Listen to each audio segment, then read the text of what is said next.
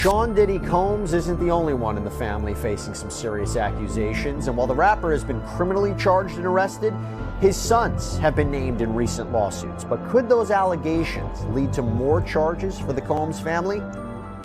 Diddy's sons are in serious trouble because of their father's actions, and they're so scared of the potential consequences that they've decided to speak out about him to protect themselves.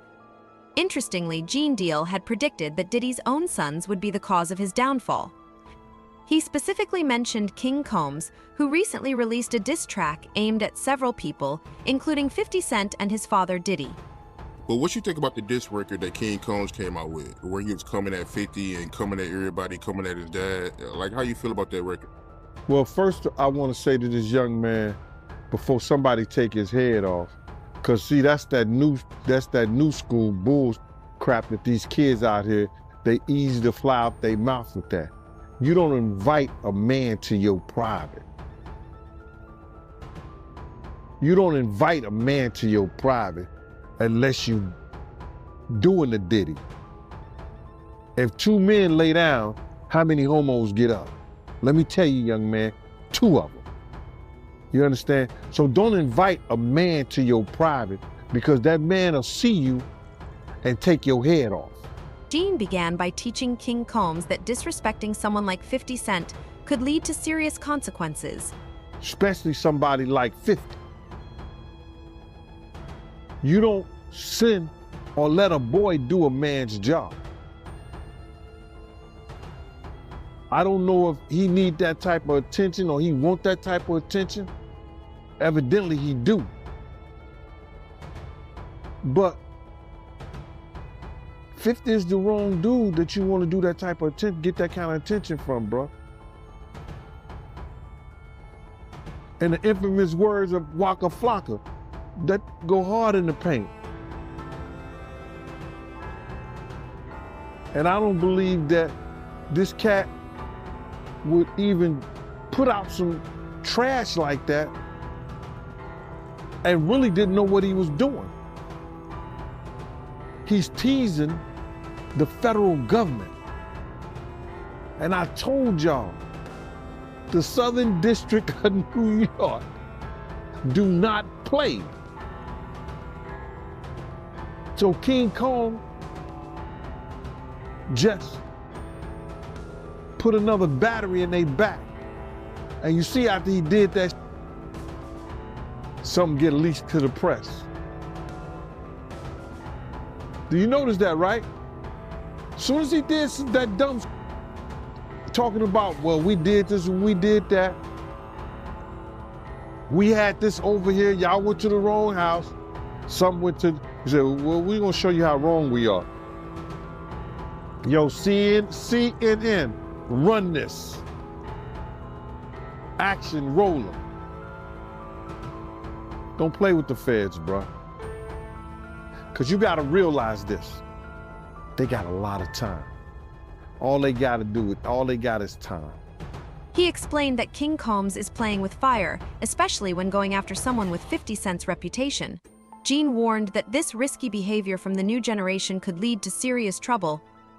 He also suggested that King's recent actions might have caused leaks in the media, including rumors about a federal raid that supposedly targeted a house owned by Diddy. A lot of people feel like he played a part in that video coming up. You know, him making a comment saying that, you know, they forgot to raid the house next door that his dad owned. Yeah, man, he was walling out, man. Yeah, I think he was just bullshit. I don't believe he bought the house next door. Because let me just tell you something. If anything or any name that had to do with Bad Boy, the federal government gonna run that. They know all the properties Diddy have. They wasn't even talking about the raid that they did in New York, but they did a raid in New York too. Yeah, I ain't hear about that raid. I only heard about the, you know, the LA and Miami raid. But you feel like the feds, they released that video over King Combs' comments. My man, I've worked in law enforcement for 27 years, and I had the opportunity to see HIDA. It's a place, whereas they have the state, the feds, the NYPD, the Department of Corrections, and the state police. Yo, This place could be half of a basketball court. That's where they just got lines of computers with officers of all different people and officers just on the internet. Whoever's over that case, whoever's working that case, don't you know they saw that and took it to their boss? You might think it's petty, but it's not. You do not agitate a lion with a pork chop. And that's what that kid did, bro. The video in question shows Diddy violently attacking Cassie shortly after arriving at federal court in Manhattan. Diddy's oldest son, Christian King Combs, along with a group of 7 men, went to the 5th floor arraignment room, where they each requested a copy of the music mogul's indictment. The indictment, which was unsealed at 10 a.m. on Tuesday, September 17th, charges Diddy with 3 counts racketeering conspiracy, sex trafficking by force, fraud or coercion, and transportation for prostitution. Good morning, everyone. My name is Damian Williams, and I'm the U.S. Attorney here in the Southern District of New York. Today, I'm announcing the unsealing of a 3-count indictment, charging Sean Combs with racketeering conspiracy, interstate transportation for prostitution. The indictment alleges that between at least 2008 and the present, Combs abused, threatened, and coerced victims to fulfill his sexual desires, protect his reputation, and conceal his conduct. As alleged in the indictment, to carry out this conduct, Sean Combs led and participated in a racketeering conspiracy that used the business empire he controlled to carry out criminal activity, including sex trafficking, forced labor, kidnapping, arson, bribery, and the obstruction of justice. Sitting in an orange chair surrounded by the other men, King Combs quietly read through the 14-page document outlining serious allegations against his father. The group silently reviewed their copies of the indictment, which accuses Diddy of coercing women into what are referred to as highly orchestrated performances known as freak-offs. According to the document, these events were arranged and directed by Diddy, who allegedly recorded them. The indictment also claims that Diddy used these recordings to keep the victims silent and compliant, threatening their careers and livelihoods if they refused to participate. Prosecutors assert that during these events, which involve sex workers, Diddy provided substances to ensure obedience. Afterward, both Diddy and the victims reportedly received IV fluids to recover from the physical strain. Now, Combs did not do this all on his own. As I mentioned, Combs has been charged with Rico Conspiracy. He used his business and employees of that business and other close associates to get his way. Those individuals allegedly included high-ranking supervisors in the business, personal assistants, security staff, and household staff. The indictment alleges that those individuals facilitated the freak-offs. They booked the hotel rooms and stocked them with the supplies, including baby oil, personal lubricant, extra linens, and lighting.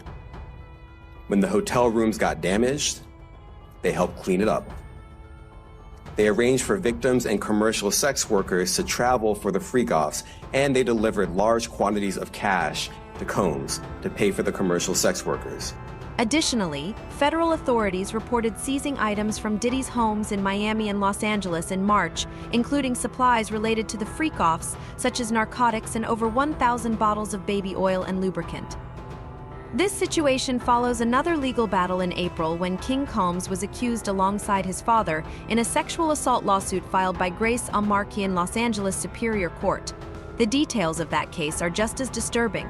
Well, it's not really surprising that a lot of people have been speaking out since the arrest and indictment of Sean Diddy Combs on federal sex racketeering charges.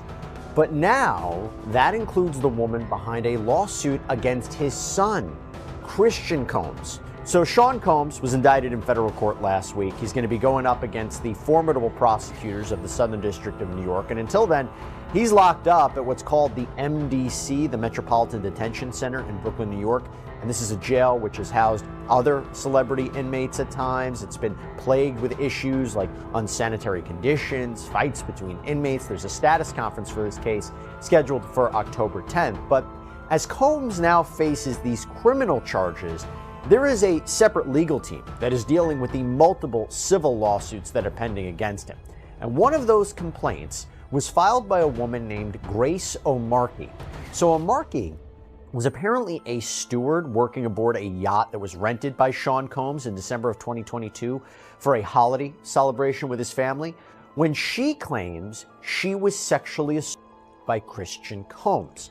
And within weeks of Sean Combs' homes being raided back in March by federal agents, O'Markey filed a civil complaint against Christian and named his father, Sean Combs, in the suit as well for allegedly facilitating this to occur. A defendant in the criminal case, it certainly does add to context. And so now I could see now on the defense side them wanting to do something akin to a bill of particulars, where they want to get more information from how actually the prosecution intends to prove this case, because they've left it so open that pretty much any of those bad acts could. And so you're kind of laying the groundwork for how possibly Grace O'Markey could testify in a federal case, but there's a lot of things that need to happen before that. So I want to talk a little bit more about this. So we have Christian King Combs, 26-year-old model rapper, third oldest son of Sean Combs, who's one of three children that Combs shares with the late model Kim Porter. She died in 2018. And we go back to the raids that happened in Los Angeles and Miami back in March.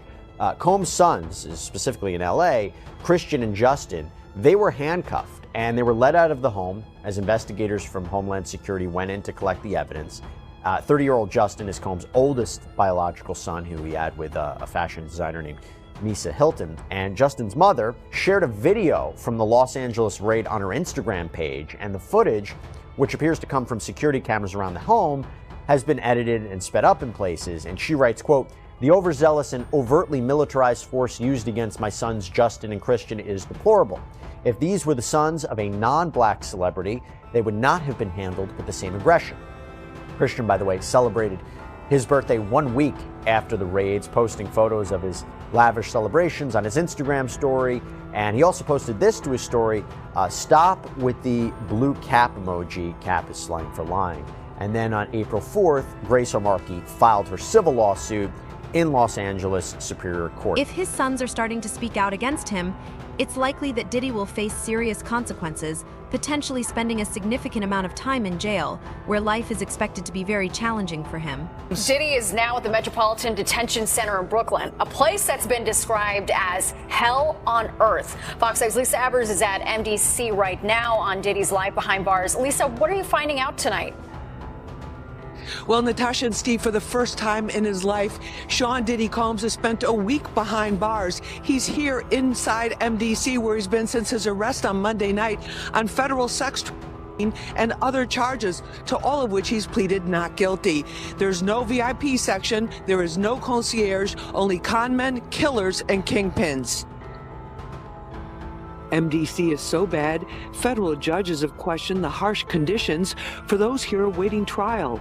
So bad, I was here 2 years ago during a cold spell, reporting on detainees with no heat, pounding on windows for help. There was even a congressional inquiry. But take the word of a former inmate I spoke with who goes by Esco. It's terrible. The food is terrible. Of course, the inmates are terrible. The guards are terrible. The conditions are terrible. It's just terrible. The inmates that you're surrounded around, just in general, a lot of them are brought up on pretty heavy federal indictments, right? So just in terms of the atmosphere there, it's just certainly one that no one wants to be in. Combs was placed in a special housing unit and on watch, the standard protocol for high-profile celebrity detainees. The disgraced mogul was denied bail by 2 separate judges.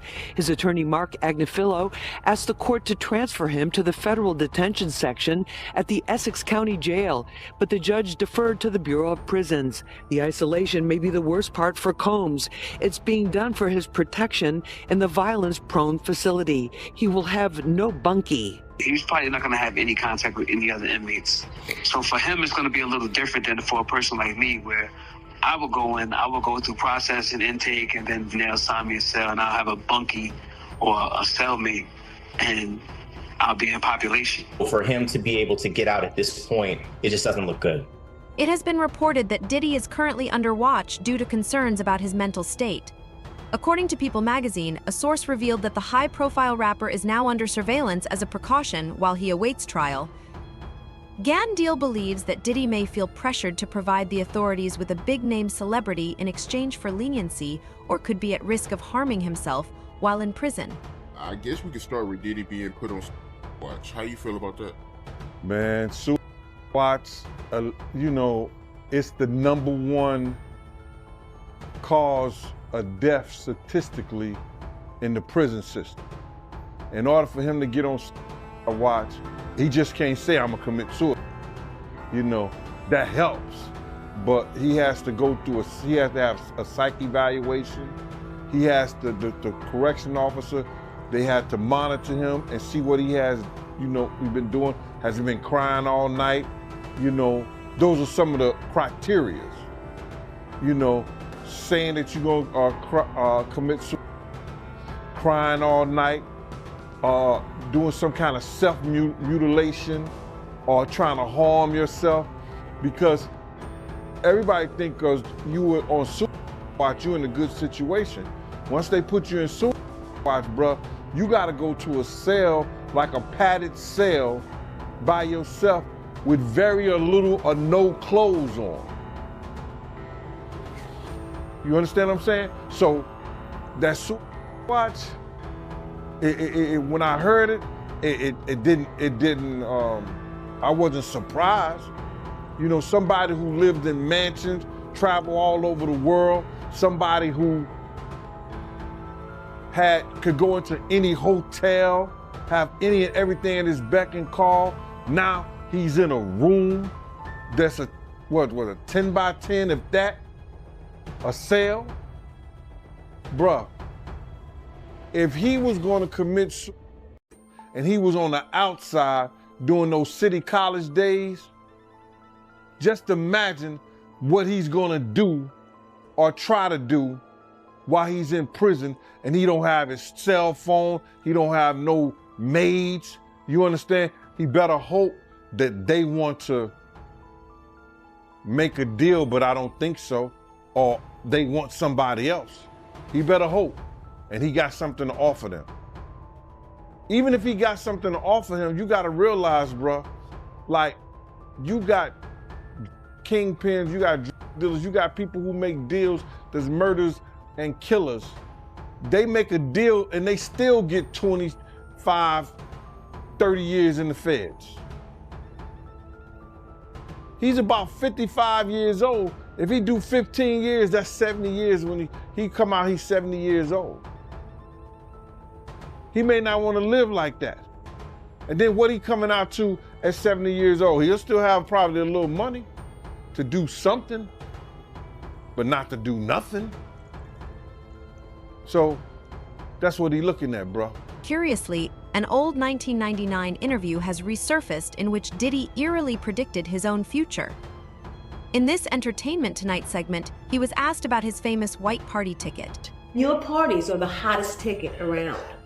They won't even give me a permit for the parties, man. They don't want me to throw the parties no more. But we ain't gonna stop. We're gonna keep on having fun, bringing people together from all walks of life. You're gonna hear about my parties. They're gonna be shutting them down. They're gonna probably be arresting me, doing all types of crazy things just because we wanna have a good time. You know, whenever you bring up a different element into people's environment, things that broaden people's horizon, people get intimidated. There's a lot of people out there that feel intimidated by it. It ain't nothing but break it down racial barriers, break it down generation barriers. People from all walks of life. Ron Perlman talking to Jay-Z, Jay-Z talking to, you know what I'm saying? It just goes on and on, you know, it's just like people from all walks of life connecting and getting together.